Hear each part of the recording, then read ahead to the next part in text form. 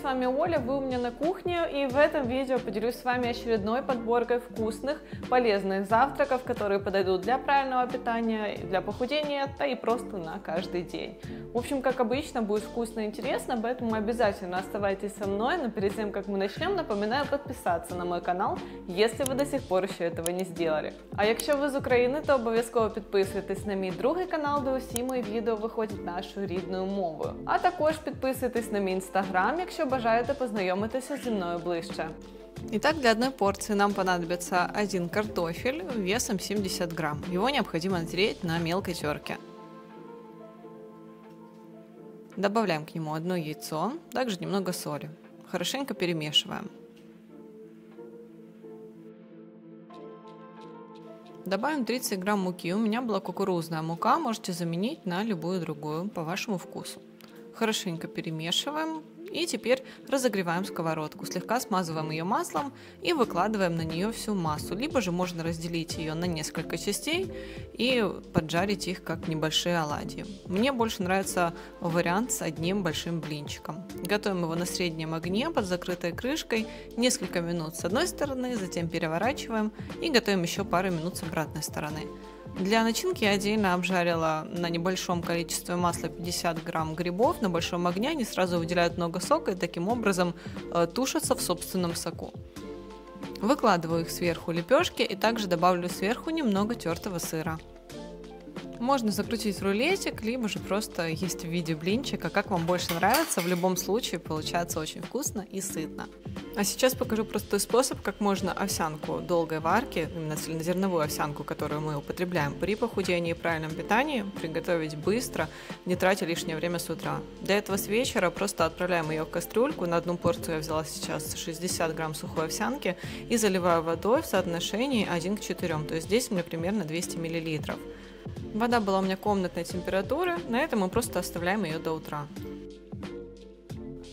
Овсянка уже набухла, и остается только поставить ее на небольшой огонь, довести до кипения. Я также добавлю 100 грамм кокосового молока, либо же кокосовых сливок, можно добавить обычное молоко, в общем тут что вам нравится по вкусу. Но не забывайте, что кокосовое молоко довольно жирное. Также я добавила 1 чайную ложку какао и немного подсластителя по вкусу. Доводим до кипения и сразу же снимаем с огня. Наша овсянка уже готова, нам не пришлось ее долго варить. Ну а теперь остается только добавить к ней какую-либо начинку на ваш вкус. У меня это будет кокосовая стружка, орешки и немного сухофруктов. Кстати, если раньше вы пробовали есть овсянку на завтрак, но она не давала вам чувство насыщения на длительное время, возможно, вы использовали как раз овсянку быстрого приготовления, и с ней такой эффект бывает практически всегда.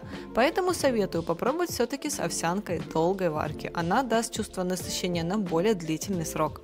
Напоминаю, что вы всегда можете приобрести готовые рационы для похудения на моем сайте olyapins.com. Сейчас как раз действует скидка на новые меню для нее и для него. Это мужская и женская версия меню. Они рассчитаны на 14 дней и содержат в себе большое количество вкусных разнообразных рецептов. И при этом еще есть альтернатива, как можно их упростить, если нет времени на готовку. В общем, кому интересно, оставляю для вас ссылочку в описании под видео. Возьмем 180 грамм брикетного творога 5% жирности. Творог обязательно берите максимально однородный. Добавляем 1 яйцо и щепотку соли. Перемешиваем, после чего добавляем к этой массе 70 грамм муки. У меня это была мука из твердых сортов пшеницы, а также пол чайной ложки разрыхлителя. Перемешиваем до однородности.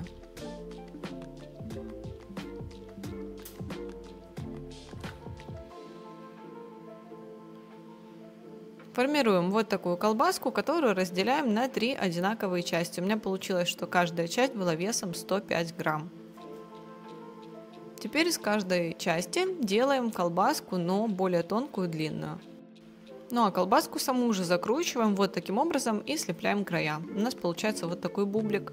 Из оставшегося теста делаем все то же самое. Должно получиться 3 бублика. Они, кстати, могут быть немного разные по форме. духовка у меня уже разогревается до 180 градусов. Выкладываем бублики на противень, застеленный силиконовым ковриком, либо же пергаментом. Сверху я слегка смазала их маслом и присыпала черным кунжутом. Ставлю в духовку выпекаться примерно на 20-25 минут. Как только они позолотятся, подрумянятся, значит готовы. Для начинки для них буду в этот раз использовать авокадо. В этот раз, кстати, он мне попался зеленоватый, но ничего, был вполне съедобен. Нарезаю его тонкими ломтиками, и теперь уже бублики слегка остыли до комнатной температуры, можно разрезать их поперек. Как видите, внутри у них довольно пышная текстура. Кстати, по вкусу в них не так сильно чувствуется творог, и если использовать их с разной начинкой, на вкус они получаются как обычные булочки. Одну половину я смазала сливочным сыром, выложила сверху авокадо, а вторую половинку смазала икрой трески. Вот такой вкусный завтрак у меня получился, ну а чтобы было быстрее, бублики можно приготовить заранее. В первую очередь я сварю 1 стакан кускуса. У меня кускус из твердых сортов пшеницы, поэтому его недостаточно просто залить кипятком, а нужно еще дополнительно проварить несколько минут, ну, примерно минут 5 до полной готовности. Я это делаю на минимальном огне. Воду я добавила в соотношении 1 к 1,5. Также заранее я уже сварила 2 куриных яйца и снимаю с них скорлупу. Плюс этого рецепта то, что можно большинство ингредиентов подготовить заранее, я имею в виду сейчас кускус и вареные яйца, и тогда утром его приготовление займет у вас минимум времени. Нам также понадобится 100 грамм черри, их я просто разрезаю половинками. Вместо них можно взять помидор, нарезать его кубиками.